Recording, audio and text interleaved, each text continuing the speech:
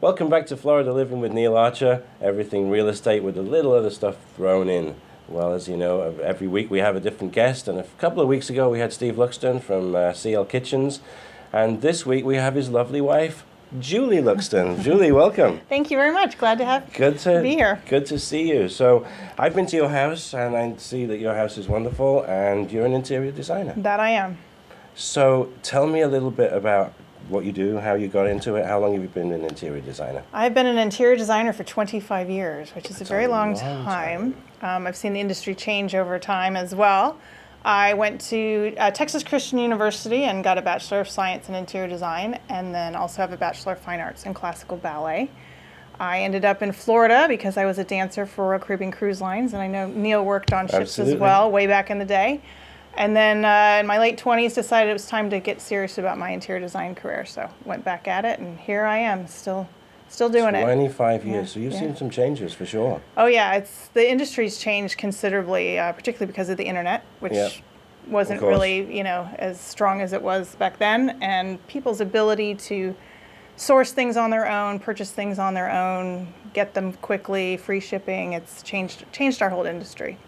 But there's a fine art in looking at something that you think might fit and then having the eye for design. Because somebody with an eye for design, you know exactly what to pick. How do you go about that? Every client's different on what they want. Everybody comes to the table with a different look. I often tell my clients, bring me pictures from what you've seen online. I'm a visual person, so it's helpful to me to have any pictures and everything I can. My goal is to create timeless interiors for my clients, not really trendy. Good point. And often people are looking quickly, right? Yeah, and they don't want to spend all this money, and then in 5 years the trend has changed. Right. And now you're stuck with it. So I'm constantly trying to massage the look of keeping it timeless without trendy, which is what they see in retail and online and on all these HGTV shows, which they all think is, do it yourself, right. So. And as a real estate agent, we see the trends changing completely, and 5 years can go by, and the new floors that you put down now, 5 years from now, they're like, people are coming in, and we got to change the floors. Yeah. Right. I'm always trying to be, as a creative person, I'm always trying to think outside the box of what is typical. Yeah. So, and I don't want all my clients' homes to look alike. I often have clients say, "What is your look?" And I don't have a look. My job is to create what is in their vision for themselves and make that happen. Absolutely. So I can do everything from modern to truly traditional and everything in between. So decorator, interior designer. There's a big difference. What's the difference? Yeah, and it's something that most people don't really understand. So. To be a licensed interior designer, which I am with the state of Florida, you have to take a national exam called the National Council for Interior Design Qualification, NCIDQ. It is similar to that of what architects take for the AIA. It licensed me to do both commercial and residential work. When you're doing commercial work, you end up with a lot of health, safety, and welfare issues. So you need to know what you're specifying, making sure it works for all of the health, safety, and welfare things. Most of my work is residential, so I don't really fall into that category too much. But it is a special license. You have to have had a 4-year degree and worked under a licensed designer for 2 years to even qualify to take the exam. Wow, that's unbelievable. So, I don't think people know that. No, most people don't. And a decorator, there's a lot of very talented decorators out there, not to take anything away from, there's a lot of them, and anybody can say you're a decorator and open a business.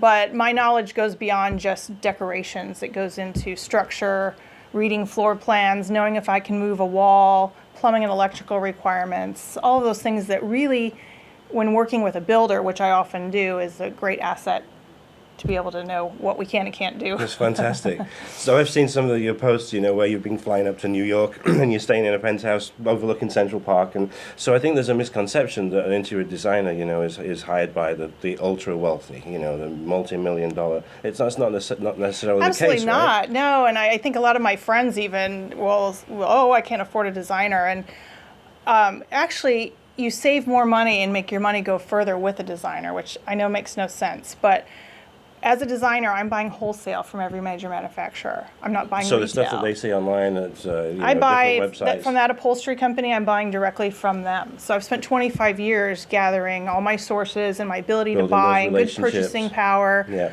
So, I'm buying a table at cost and I'm marking it up very little to my clients versus that same table that might be on a retail showroom is 300% above the That's wholesale. unbelievable. Yeah. So I can almost sell for about half off of retail, but in addition to that, they are getting my talent, my vision, my ability to put the whole package together. I can walk into a client's home and I can see it finished in my head, which is why I have the job and why they have to hire me, because a lot of them just they don't know how to make it happen. So that vision is in your head, and you have a house and you have a room and whatever you're going to do. How do you portray that vision in your head into the mind of the client? Often with samples. Like if I'm doing a whole room, I try to put the whole room together, whole color scheme, Just like a whole color drawing of what palette. they have Here's the and- furniture. Here's the bathroom tile. Here's the built-in. Everything that I need to require the physical vision for them. And what do they say when you come up with that? Most of the time, I can do pretty well. Sometimes people are like, oh, you get people who are indecisive and they want more choices, Right, and so everybody's different. What's the most difficult part of your job? The most difficult part, I would say, is dealing with the trades and the subcontractors and getting them there to show up on time and be there and finish their work to satisfaction, getting them back there if there's things that need to be fixed.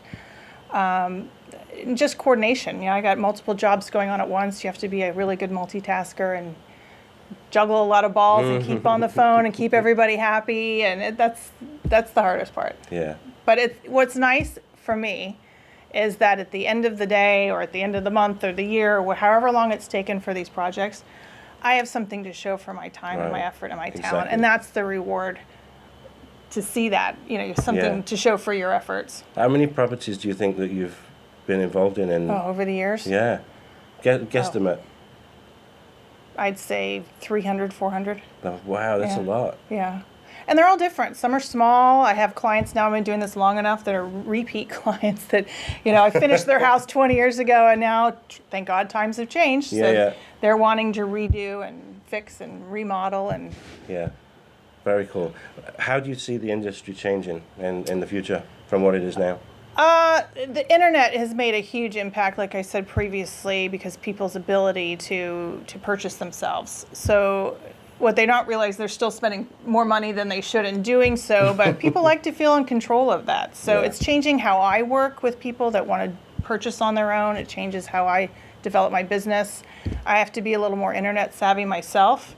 But the biggest thing in terms of people's ability to buy for themselves is what they see on the internet and what's in a retail store is probably 20% of what's out there. And what I know is out there. So they're limiting themselves to what they can see, and the interior design world is so much bigger than that. And then you mentioned contractors, so it's like all of the fixtures, the fittings, the furniture, and all the painting and whatever. Yeah, I mean, I select kitchens and all that stuff.